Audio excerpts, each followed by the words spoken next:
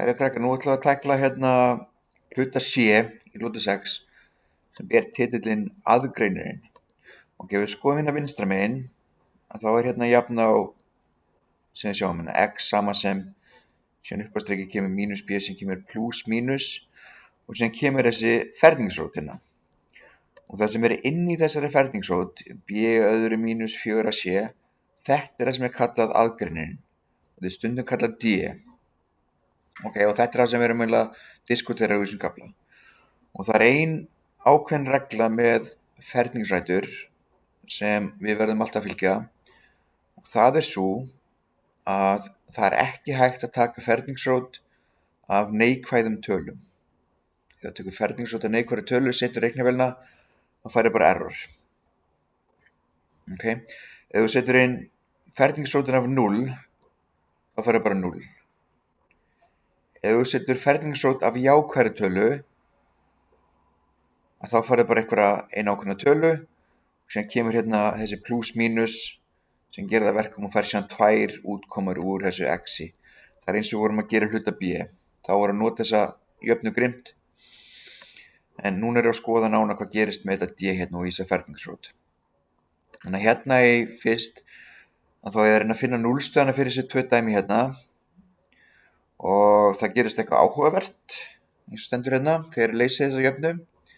Og það sem ég vil að ég geri samlega því, er því að teikna þessar föllu upp. Þá skrifum við bara einfallega f af x, saman sem 2x í öðru, pluss 16x, pluss 32. Og þá sjáum við hvernig þetta lítur út hérna fallið. Það er nóg að gera þetta í GeoGebru. Þið þurfa ekki að fara að henda þessu upp í að gera gildistöflu og eyða tíma ykkur það. Nóg að setja upp í GeoGebru. Ok, hérna síðan dæmi 6c2. Það er svona það sem ég var að tala um varandi ef að d er minni 0 eða jafnt 0 eða stærri 0. Hérna er síðan bara að finna núllstöður þessa margliða. Passi ykkur hérna í a-liðinum. Þá erum við með mínus x í öðru. Þetta þýðir að talan a er sama sem mínus 1.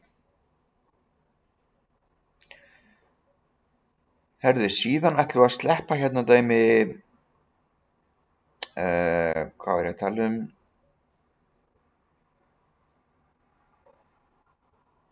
Við ætlum að sleppa dæmi C4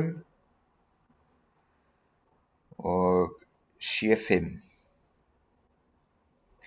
Síðan þegar við komum inn í C6, þá hérna, ætla ég að sýna ykkur eitt hérna vinstra megin, við sjáum.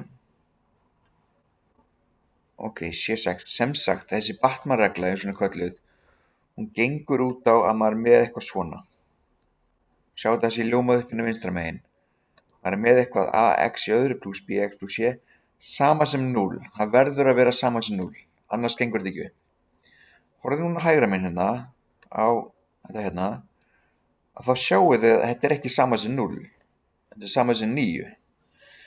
Og við getum ekki unni með þessa lausn svona, þannig að sem þarf að gera hérna er að breyta þessari jöfnu þannig að þetta sé sama sem 0 hérna hægra megin. Það má ekki vera sama sem 9.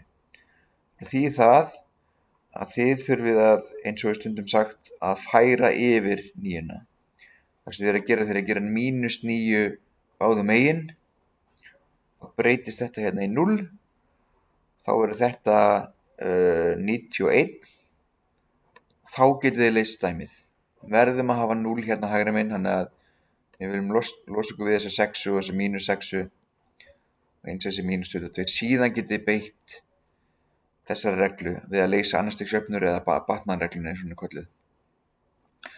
Og þetta er verkefnum skammt við dagsins.